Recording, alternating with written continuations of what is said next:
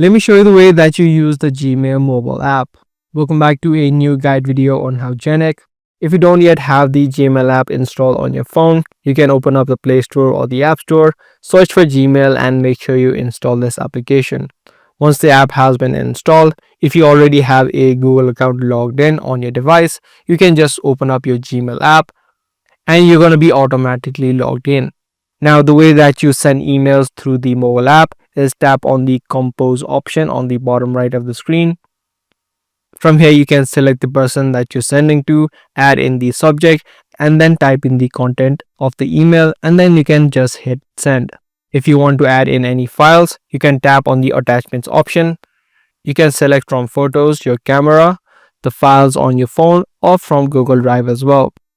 Once the email has been sent, you'll be able to view all of these send images by tapping on the three dotted line and then head over to the send section.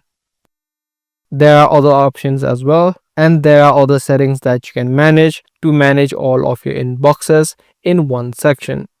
If this short guide video was helpful to you, be sure to let us know by giving this video a thumbs up. That's going to be all for today. I'm going to see you in the next video.